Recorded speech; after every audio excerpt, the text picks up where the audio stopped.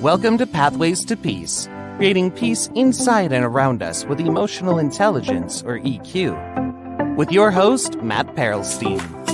In every episode, we explore the art, science, and magic of EQ for peace, power, and purpose in life. You can find this show at www.EQ4Peace.org and on YouTube, LinkedIn, Apple Podcasts, Spotify, Google Podcasts, Stitcher, and more. Now here's the host of Pathways to Peace, Matt Perelstein.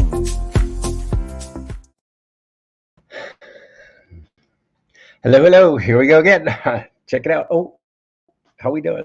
Okay. All right. It's too late now. All right. So this is Matt from EQ4Peace. Whoops, it's on this side. Here we are, EQ4Peace.org. We are talking today about inner peace. Inner peace. I hope this is probably the most relevant. This is my 7th podcast, and I hope this is the most relevant one for you. I tried to make it that way. So we, in the past, in the last couple of episodes, we have done the bigger picture, how EQ, emotional intelligence, can lead to peace, big peace. And so that's cool. We need to do that. That's what our nonprofit does. We are working toward changing the world. We want emotional education into schools everywhere. We want everybody to know about emotions, about their emotions, because they don't, and that's a big problem. And we want it in work and government and all the way up. So if we're going to shooting for a big piece, and starting inside with us. So we talked a couple of episodes ago with Ray Mathis about positive mental health. So what we're doing is we're going from an EQ to positive mental health to peace, and that I'll explain that more in a minute. And we've done a couple episodes on how to do that, how to create emotional intelligence toward positive mental health.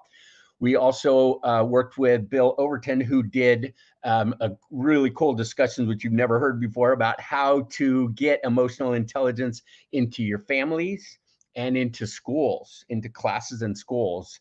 And it's powerful stuff. And it needs to happen, but it probably doesn't relate to you personally all that much. So that's cool. We needed to bring it out there, needed to put it out there and to describe it, and I needed to do a PowerPoint on it and get it into some logical order so we can make it semi-understandable. So we did that. So this time, however, we're going to work on inner peace, learning how EQ and positive mental health can get us to inner peace. So exciting subject. One thing that we've been doing workshops on this for 36 years now. Before it was called emotional intelligence, we taught this intensive breakthrough emotional, right, from childhood, and the ripple effect from that going back to our childhood and working with our big emotions, where they stopped or where they started, the big ones. And it has this domino effect. If you can handle some of this stuff from way in your past, you can learn some amazing stuff in the present. It can change your present and your future. It's wild. It's amazing how all of it works. And most of it, I mean, if you take a workshop or you buy a book or you take a class or something, it may not be free, the information, but once you got it, once you read about it, once you got it, it's yours forever for free. That's pretty cool. Mostly emotional intelligence is free inside of us. It's pretty neat. It's one of the many magical properties of EQ. So let's get into it. So I have some goals for this session. One is to help you get some inner peace. Let's get you some inner peace. It's in there. We got to find it and we got to get it out. Sometimes we got to move all the junk out of the way to get to it, but it's in there. It's in there. I'm sure you felt it before. I hope you have. We're going to start at the very beginning and talk about how this starts as a baby, but just for a minute, because we wanted to get into the real stuff, the things that will affect you. So starting at the beginning is a wonderful place to start. As a song in a movie. What movie was it? Think about it. What movie? It was a good one. I would start at the very beginning. I don't sing very well, but you got it. So then I came up with these, I think, fairly practical life hacks. We're calling them hack sometimes means negative, but it also means very, very positive. You're taking what you've got and making it better. You're hacking it, you're adjusting it, you're getting it better. And one of my sayings is spin it to win it. So that's about hacking something. It's changing our thoughts, changing our behaviors, changing our values, sometimes changing our vision, changing our intention. It's about modifying things to make them better. And again, all free, but already all inside of you. It's just an education thing. So, and then we'll talk about what's coming next in our podcast. So let's talk real briefly. Okay, EQ can lead to peace, we're saying, okay? EQ is, I just came up with this the other day and I was really excited because I talk about EQ and positive mental health and peace all the time. But what's the difference? What's the difference between them? Well, what I think is the difference is that emotional intelligence is the tools, the nitty gritty of it, how to do it, the language. It's a whole different language, and the skills that you need to manage your emotions, your thoughts, your feelings, and your emotions inside, and your relationships, which is where we're talking peace, inner peace, interpersonal peace, social peace, right? That's how to do that.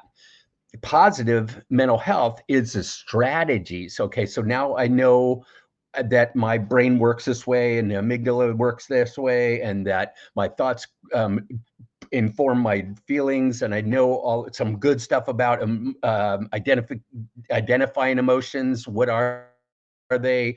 This is anger, this is sadness, this is fear, kind of thing. So that's all EQ.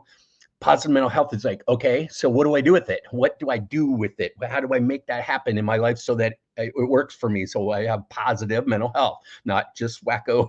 I mean, no offense, but mental health kind of has a negative connotation to it because, like, a wacko, that was not a cool word. But what I'm saying is, we have pain and disabilities and issues and all kinds of stuff going on, disorders, right? That's all mental health. And we do need to deal with that stuff. We need to be able to deal with that stuff because it's real and it's going to happen. If it hadn't happened, it has happened, and it's going to keep happening, and things are getting worse. And so we got to get really good at handling our negative stuff. And positive mental health means once we learn about that stuff and know that we can deal with that stuff inside of us, we can go up. We can keep going up to be positive. We can actually be better off because of our pain and because of our suffering and because of our traumas. Even you can be better off. We have a guest. Our next week, our guest deals with trauma and big pain from childhood. They're called ACEs, adverse childhood experiences, and they're a bunch of really the most painful things that we experience in life. And if you had those as a kid, you're probably going to have a lot of big trauma and emotions, right, in your body. And even with that, we can be okay. Even with that, we can create inner peace. Even with that. So don't tell yourself, oh, this happened to me, so I can't. That ain't true. I may not know how. And it may, it's simple, but it ain't easy. Sometimes some of this will be some of the hardest stuff you ever do in your life. And if you can be okay with that, then you can do some amazing things. If you can only stay in your comfort zone of what's happened to you, or that where you keep your pain or you keep yourself limited, then good luck. That's going to be tough. That's going to be tough. But you can expand and make it bigger, and you can loosen up your limits, and you can adjust things so that you don't live in pain. You do not have to live in pain and anger and sadness and fear all the time anymore. You don't. There's ways of getting around it, and there's ways of getting over it, and there's getting through it, all of that. But we don't learn about it in school. We don't learn about it at home. We don't learn about it at work. Our parents didn't teach us because they didn't know. And so we now have to learn it on our own. And that's up to you, baby. That's one of those emotional responsibility, I call it. That's up to you.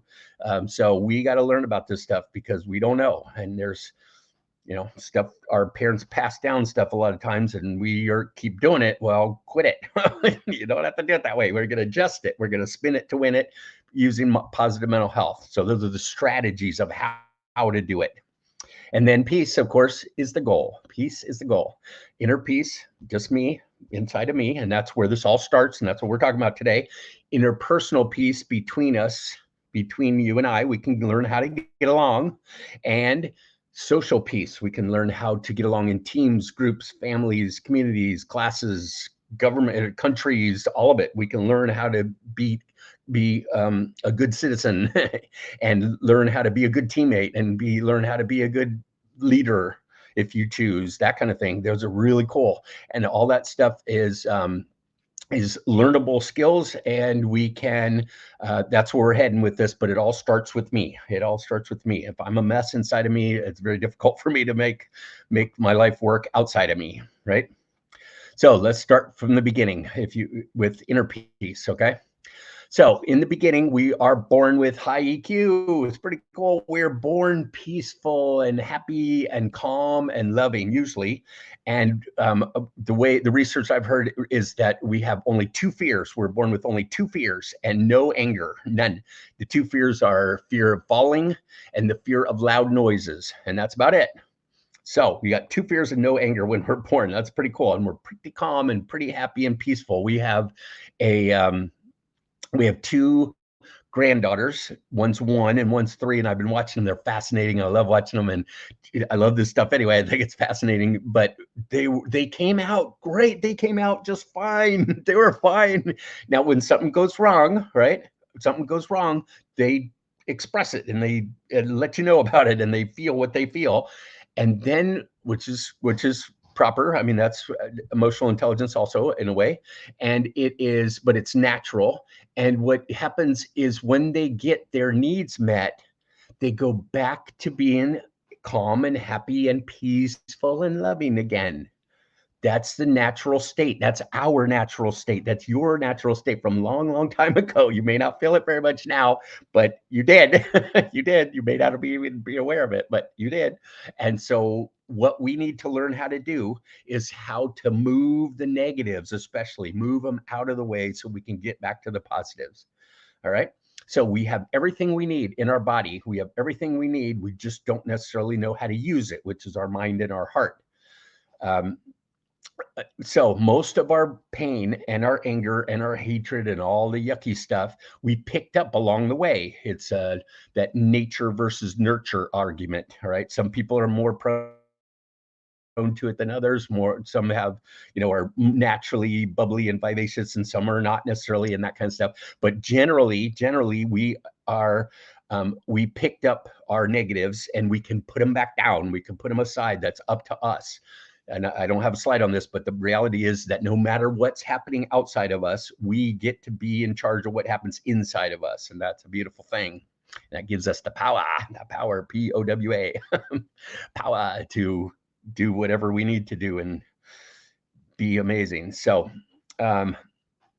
things are bad. The pain is rampant. Things are bad and getting worse emotionally, individually and societally. The statistics are bad. And as you probably know, like violence and abuse and addictions and divorce and all that stuff is going up. Suicide is going way up, and people don't know how to deal with their feelings and emotions, and they don't know how to be alone. They don't want to be alone. People are separated and disconnected, and that's not good for us humans. That is not good for us. So we get stuck alone in a room by ourselves. What are you left with? Your thoughts and your feelings.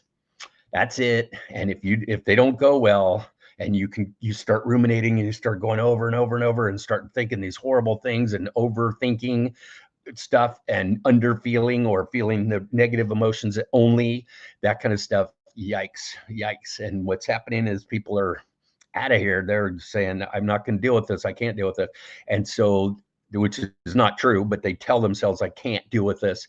And so, boom, they leave. Or in the United States, we go out and shoot a bunch of people, and that's supposed to make us feel better somehow. How do we deal with our anger? We go shoot people.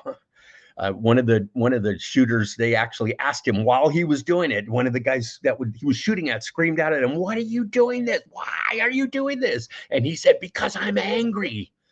What the heck? That's how you deal with your anger? I don't think so. Anyway, So we were never taught about this stuff or about how to manage our inner world. So how do we do it? We make it up, or we watch movies and video games. Good idea, right? And learn how to do that. You go run over people if they piss you off, right? That's how you do it. Or you stab them. That's what you do, right? And a lot of people think that's perfectly logical, and that is what you do. That is the proper way, or whatever, the right way. Man, it's incredible. So it's not going very well, and we need to educate. So these are all teachable skills. Emotional intelligence, positive mental health, peace are all teachable skills. Even things like love and empathy and compassion are teachable skills. That is so cool. That is so cool, in my opinion. And so that's the best news. It's the best news around, that we can learn how to do better. We've got everything we need. All we just need to do is learn how to do better, and we can. It's so cool. Not, again, simple, not easy. The solution is education. This is a training issue. It's education. We need to learn how to deal with our inner world in order to create our own peace, to restore our own peace. It's cool, right? So stop for a second. What does inner peace mean to you? What does inner peace mean to you? What does that look like? Get a feel. Can maybe pull up a time for you where you felt really peaceful, really nice and peaceful. I was talking about this with a good friend of ours who came and visited last weekend, Lori, and she brought her a paddleboard, and we went to the river, which is all free, right? She went to the river, and she was laying in this incredibly beautiful, serene environment, and everything's fine, right? For a few minutes, just everything is fine. And she came back, she goes, "That was it." I felt that is inner peace for me. That was it. So what was it for you? Do you have a picture back in your childhood or recently, hopefully, that you can go to? It's so much easier to create to recreate if you created it in the first place, and you can have a clear picture, a feeling of that, and you can remember how you did it, then or what it felt like, then you can get there again as a goal. So what did it feel like? Then what did it look like? What were you seeing? What was happening around you? Maybe you even had your eyes closed, and that's what it looked like. She said some of the time she had her eyes closed. I go, so that's the picture. No, it's black. There's nothing. There's no problems. There's no issues right now. It's just, and no people, and nothing mattered right then. It's just peace. You're just calm. So what did it look like? And what did it sound like? Again, we're trying to get a super clear picture of it so that you can recreate it. What did it sound like to you? Birds chirping, waves, nothing, silent, total silence. Some people like total silence. You put headphones on and no music, and you can't hear anything. And that's a great thing. And you're not hearing negative thoughts or have all this feelings going up inside. So try to get a picture and maybe do 2 or 3 of them. Maybe write them down. I'm big on journaling. I fill up these little journals, and we're having some more made for kids to get started on their emotional journey. Again, well, this is not free. These cost like $1 or so, or a couple bucks, and you got a pen, which is 10 cents, I think. So anyway, the best gift you ever give somebody, if they're going to use it, is a journal with a pen. And you can use it, and or you don't need anything. You don't need anything else. You could type, like I do a lot. You can do it on your phone. You can do voice recorder, but reviewing yourself and checking in with yourself is a great thing, and knowing yourself really well, it's a great thing. So see if you can figure out some places where you felt peaceful in the past so that you can recreate it in the future. Okay. So then let's go on to, I've made these 12 hacks that you tell me if they work or not. They're working for me, and I'm not saying you should or anything like that, or this is the way. It's just a way. It's some of these are just suggestions, and you can take them or leave them, but try them. So first, whoa, not sure what happened with the yellow. Got excited here, but anyway, let's go there. First is establish that, or take into account that you have thoughts, you have feelings. From those you make decisions, and from those you make actions, or not. You choose not to act, which is often a good choice. with high emotions, right? So we have thoughts, we have feelings. This is left brain, right brain.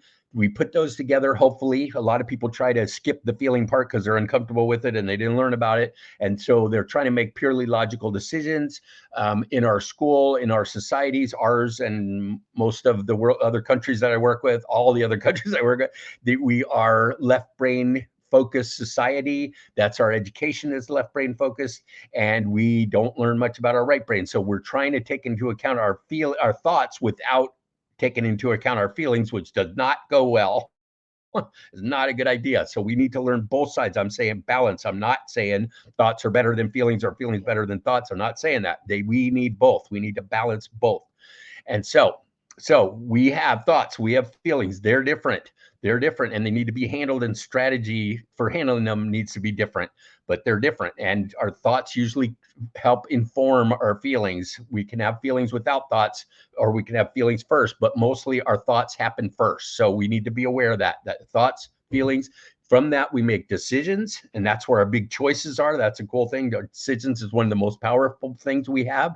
And from our decisions, we take actions, right? We decide to do something or say something or write something or something, or we decide not to do those things, which is important. But that's kind of how it works. That's all we got to worry about, and that's all we need. But that's all we have, but that's also all we need. Thoughts, feelings, decisions, actions. Okay, so step one, just allow that happens, that those happen inside of us, whether you like it or not, and they keep on happening. You can't not think, and you can't not feel. And so you could try. I mean, anyway, let's get good at both of those. I highly suggest you get good at those. So commit to learning about, that's step two. Commit to learning about EQ. It's studying yourself, studying you. How do you work? How do you function? What are your thoughts? What are your feelings? How do you decide on things? What do you do? What are you doing? Is it working for you? Are you doing stuff that works for you? Doing stuff that doesn't work for you? Doing stuff that feels good, but it doesn't make any sense, like addictions? Or are you doing stuff that you're doing it because it makes logical sense, but it feels awful, and you're just like, no, this is not right, right? So see if you can balance those two, and study yourself and find out how you do you, right? I can tell you how I feel, and I can tell you how a lot of people are working it, but I can't tell you're unique. Your feelings and thoughts and stuff are yours, and they're unique. So you got to learn about you. Next, here comes the biggie, the yellow. I don't know what we got carried away here on this slide thing, but it was emotional responsibility. Take emotional responsibility. I made it yellow because if you get nothing else from this whole thing, take responsibility for your emotions, which means your thoughts, your feelings, your decisions, your actions, all that stuff, they're yours. Take ownership of them, please. That is amazing, more amazingly good news, because that puts you in charge of your life. That puts you in charge. That one decision, they're your thoughts and feelings and decisions and actions. That one thing, again, simple but not easy, will change everything for you. It can, because if you don't buy that, if you think they did it to you, they made you angry, the government, your parents, the school, the pandemic, they're doing it, the economy, it's doing it to me, then I'm a victim, and become a blamer, whiner, right? Your go-to start heading down. This seems to be the tipping point for people of whether you're going to get some inner peace or not, is whether you're blaming everybody or not, or you go, no, I don't, whatever happens out here, I'm in charge of what happens in here. That puts me in charge of me. That's a beautiful thing. So I highly suggest that you make that switch to emotional responsibility, that you are in charge of you 100%, not some of them, all of them. Your thoughts and feelings and actions are yours, all of them. So I also suggest that you have what we call a growth mindset as opposed to a fixed mindset. Fixed mindset means I know what I know. I'm right. Ooh, be careful of that one. That's a big one. I'm right about what I know, right? We got to be right about some things. We got to make some sense of stuff, but be careful. Question it. Just question it. I like to say, don't believe everything you think. don't believe everything you feel, and don't even believe everything you believe.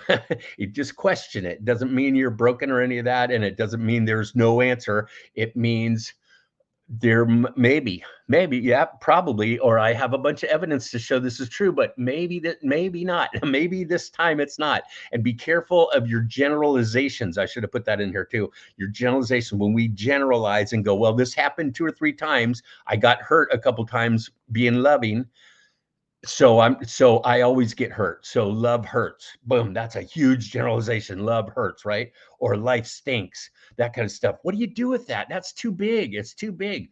No, I got hurt by this person or by these couple of people because this thing's happened and that was painful and I got through it. I'm getting through it. It does not mean that love hurts. It doesn't always hurt. It doesn't. And with certain, you can learn how to create love in your life that doesn't hurt. Pretty cool, right? So you be careful of your generalizations and be careful of having a fixed mindset versus a growth mindset. In my day job, I'm a project manager and we call it continuous improvement. We're working on ourselves, trying to make ourselves better all the time, trying to make our processes, our projects, everything better all the time. Same thing with EQ. Try to make yourself better all the time. Here's a big one: connect. Should have made that one bold too.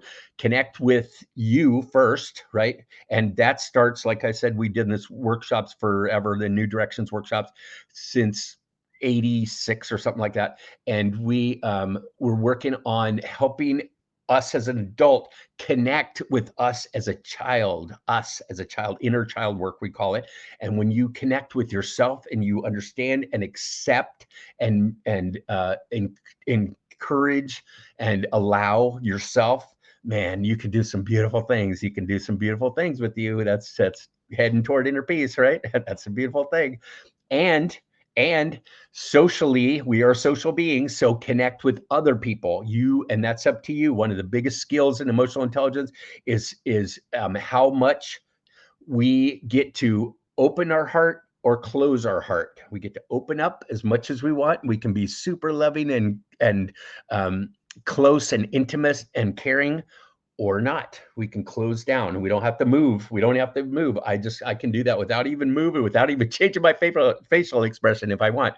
But we are in charge. We are in charge of how much we open and how much we close. So if you're super safe and you're with somebody that you enjoy and you love, open up and be there with them. It's a beautiful thing, and connect.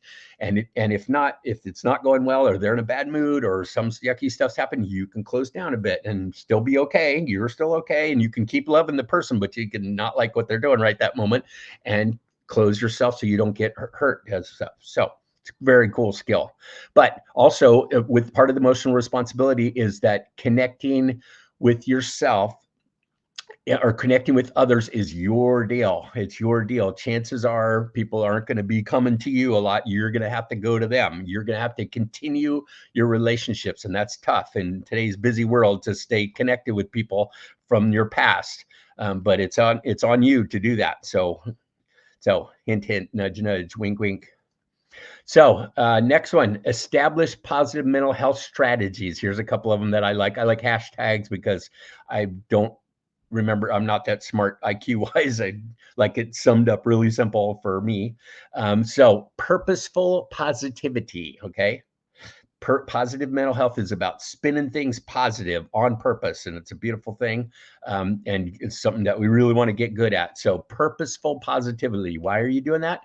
I'm doing it on purpose because it works for me, because it feels good, because it's great. That's why I'm doing it. I'm doing it. And I'm doing it. I'm doing it. I can spin things more positive. Exaggerate enthusiasm. Here's me, right? Yeah. Enjoy it, right? Our body gets shut down and scared, and it closes. Depression, you look down, right? And anger, you like that, and pain goes down, but you can come up. You can exaggerate your enthusiasm. It feels kind of weird sometimes. Sometimes it's a fake it to make it thing, and that's okay. But you can exaggerate it when something cool's happening. Make a big deal out of it, even if it's you had to make up that you got a point for something. Hey, I said something good. Yeah, we were playing racquetball the other day, and we came up with this term of one you or one me. That means I got a point for that. Oh, I just watched myself do this. I did it different than I did before. I purposefully was positive. Oh, I get a point for that. Why not? Why not? Right? It's kind of fun. So exaggerate enthusiasm. And the other one is exercise optimism, because people, especially now, are really pessimistic and really getting scared about all the things that are going wrong and bad stuff. But you've got to find stuff to be optimistic about and exercise that, practice that. And it's on you to find it. Nobody's going to give it to you. So, okay, so positive mental health is about being your best. To be your best, you need to be able to handle your worst. Like I was saying, if you can deal with your negative, you can go to positive. You can go to positive if you can deal with your negative, but you got to be able to deal with your worst. Fear, anger, sadness, the big three negatives. That's what we call them. That's what I work with. I like to make it super simple. Fear, anger, sadness. If you can deal with those, you can do, let me put it this way. If you can deal with your most intense fear and your biggest anger and your deepest sadness, if you can deal with those, then there isn't much that life can throw at you that you can't handle. That's pretty cool, huh? You can be, you can risk more, you can be bigger, you can be louder, you can connect more with people, you can start conversations, you can make deeper conversations, you can do all kinds of stuff, because if it doesn't go well, you can handle it. That's called self-esteem and self-confidence and self-pride and self-trust and liking yourself and loving yourself and some cool stuff like that, all based on, in my opinion, being able to deal with our negatives. Of course, there's more. There's depression, anxiety, guilt, shame, tension, all that kind of stuff. But all those are kind of symptoms of fear, anger, and sadness. Learn about fear, anger, and sadness. Another one: gratitude, thankfulness, appreciation. Beautiful. There, we call them conscious positives. Again, purposeful positivity, gratitude. Have an attitude of gratitude as much as you can. Try to think of stuff all the time, every day, that you're thankful for, and get in a habit of it. You can make a habit of finding good stuff, like, oh, I'm glad that happened. Oh, I'm glad this didn't happen, right? But it's finding gratitude in most anything, and it switches things to your consciously making positive thoughts and emotions inside yourself on purpose. Pretty cool. Gratitude is a big deal. Get very good at it. Forgiveness is another big deal that you could get very good at, and it is about your forgiving yourself and others. Guilt and shame are needs to be forgiven inside of you. Forgiven means that I remove the pain between me and you, or me and what I did. I'm moving the pain. Yes, it happened. We can have acceptance without approval. We can say, I didn't like it. That was awful that happened, but it did in fact happen, and I can deal with it. I am carrying this pain around that the other person probably doesn't know, or probably maybe very likely doesn't care. And you're carrying all this pain and anger around with you, and resentment and right? What's good's that doing you? What's the point of that? If it's just to remind you, try to find ways to remind yourself about that without the pain. You don't have to have it being messing you up and pushing you down. You don't have to. You can let go of that stuff, and that's called forgiveness. So again, oh, and forgiveness is for you. They don't know, they don't care, probably. It's for you. It's for you. You let go of the pain about what they did. Not, they still did what they did. Stuff happens, it does, but that doesn't have to trash you. Does not have to trash you. I've got a couple of quick strategies, positive mental health strategies. One is name it to tame it. Okay, that's about identifying what you're feeling, what you're thinking and feeling. What are you feeling?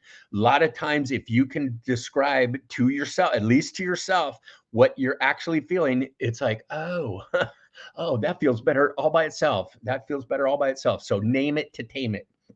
Second, spin it to win it. Like I said, if you're having a yucky thought or something walked by and you're like, yeah, and you have judgment or you have, and then it makes you, your thought, right? Judgments and opinions are thoughts. If you, that turns into a feeling of anger or yucky or disgust or some other negative thoughts or feelings, that's one way to handle it. But you then can be aware of them and accept what you just thought and felt and spin it. You can adjust it. The action is to adjust it and to turn it more positive on purpose. Again, purposeful positivity. So spin it to win it. And that's something that you can do quite well. If you get practice at it, you can become a habit eventually. And the last one, which is one I feel like is one of the most important ones, is feel it to heal it. All right. There's tons of personal growth and therapy and stuff like that. They're trying to get you to not ever feel your emotions, the negative emotions. Don't go there. Let's get you out of there as soon as you possibly can. Let's describe it and explain it and talk about the feelings, but they never actually feel them. And what we found is kind of magical is if you would let yourself just for a minute, let your body feel what it wants to feel, man, you can, it just, right? But first you got, and it's not fun. Again, it ain't always fun, but it's got to get done is one of my hashtags. And it's not comfortable. If you can allow yourself to be not uncomfortable for a few minutes, your body will thank you forever for doing that. You ever notice when sometimes when you got stuff built up and you eventually let yourself cry, and then how much better do you feel afterward? It's pretty amazing, right? Another magical thing. And what I do is if you do start crying, you don't go, oh, okay, I'm done. Oh, let's wipe it off and let's go. No. What else? What else? Is there more sad in there? Is there more tears? Once I made that connection and I'm in a safe enough place to risk doing that and going down into my heart, I'm like, what else? What else is hurting? What else do I need to clean out of me? So feel it to heal it. It's a beautiful thing. Again, how much does that cost? Nothing, not a darn thing. And the healing properties of that are phenomenal. Okay, two more. Build your personal power, resilience, perseverance, and grit, the RPG. All right, one of the most powerful weapons in real war is also called RPG, a rocket propelled grenade launcher. That's where I came up with this. And I'm like, oh no, it's the same. The most powerful, some of the most powerful things you can learn about emotions is also RPG. Resilience. Yeah, it was bad, but I can get through this. Perseverance, ba-bum, ba-bum, ba-bum. Come on. You're committed to something. You know it's going to be okay. Come on. Persevere, right? Get through it. And then grit is, this is going to be really hard and this is going to really stink. And I can do it. It's about gritting your teeth. And there's now University of Pennsylvania, Angela Duckworth and Dr. Martin Seligman are doing tons of work on grit. And there's grit for kids, grit for teens, grit for adults, grit for parents, grit for moms, all kind of books on these. And there's great. It's how do you get through when it's really hard? And you guys, it's hard. Stuff is hard right now. So build up your grit. It's very important. And again, it's your responsibility. So, and then the last one is have a noble goal, or two or three if you want. A noble goal is what's bigger than you. What are you involved in? What are you connected with other people? Remember, hint, connect. What are you involved in, or what could you be involved in where it matters, where stuff matters to you?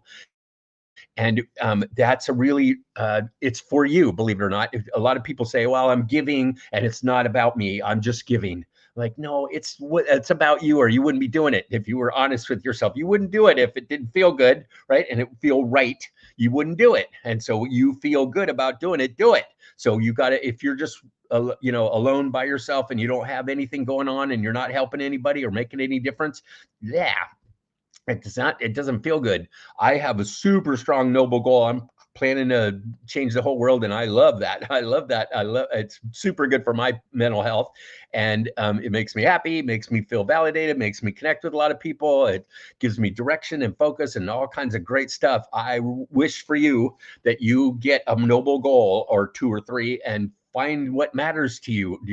Is it, and it does not have to be money. Check that out. It does not have to be money. You can give your time. You can listen to people. You can care about people. You can pick up stuff. When I go to the grocery store, it's kind of stupid, but when I go to the grocery store and I take one item off the shelf, I'll take the one behind it and pull it up front so it's back smooth again. I don't know. It's just stupid. Nobody knows I'm doing it. Nobody cares that I'm doing it. It makes me feel good. It feels like I'm doing something cool. That's a dumb little thing, but that kind of stuff is just find stuff that you can help, that you can that you are making a positive impact on the world or somebody or something. It could be plants. It doesn't matter. You're making the world a more beautiful place. But if you do it with the attitude of gratitude and the attitude of it mattering, then rock on. So, all right, I'm almost done. Sorry, I talked too fast and I got some feedback. Lori told me the other day, he's like, you talk too fast and it's hard to listen to. And I'm like, I know, but I got so much to say. And she goes, anyway, I got way too much to say always. I always have trouble cutting down the slides, but so this is episode 7 of 12 in the series. What do you think? How are we doing? Are you learning anything? Is it help at all? I'm looking at considering committing to 12 more. Should I bother? I'm having fun doing it. I don't know if it's helping much. A little bit. I've heard some good feedback, but not much. So if you want to message me on Facebook, LinkedIn, YouTube, those are all live feeds, and let me know your feedback. Specific, you're doing great is cool, but what about it? That's even better. What about it was good? What about it was not good? What am I going too fast? I know I'm going too fast. So gentle but specific, if you would please. So I already mentioned next week. I'm very excited to have Cindy Stanford on, she runs acesmatter.org, and they are helping people with massive trauma and stuff in their childhood, and they can still get inner peace. You can still do it. You can do it. You can do it. No matter how much adversity they've had. I love that. So she's the master on that one. Then on September 16th, Dr. Bill Overton is going to be back, a good friend, and we're work in EQ4InnerPeace together all the time. And now he's studying peace education, something you probably never heard of before. Peace education. They have actual curriculum in schools that how to teach peace, how do kids be peaceful inside, between them, and try to help the world and stuff like that. It's so cool. It's so cool. So he's been studying the heck out of it, and I want him to come back and share with you all the things he learned. He said there's a ton of information. I didn't know. I've never heard of it before, but maybe you have or not. But wow, I'm looking forward to hearing all about that. So we'll work on that in a couple weeks. Also, we've had, because I've been doing so many of these workshops and stuff, now count them, 3 universities have asked me to create curriculum for them so they can teach in the university. How many people have you ever heard of a university going to someone and going, hey, would you write something for a class for me? I've never heard anybody do that. Especially, I don't have any degrees. I have a bachelor's in business management. The heck. And so anyway, so it's a big stretch for universities to put their trust in someone who's not a doctor. Anyway, it makes me feel good. It's an ego thing, but it's fun, and I'm excited, and we're making it happen, and people are listening, and they're hearing, and they're going, damn, EQ is skyrocketing, and I love that. I'm so excited. We've got a heck of a long way to go, but we're getting there. So find your inner peace, write it down, imagine it, close your eyes, talk about it, something, find your inner peace and see if you can go back there as much as you can. And we'll work on spreading that, but it's going to start with you. So good luck, enjoy, and rock on. Okay. Thanks guys. See you next Friday, 9 a.m.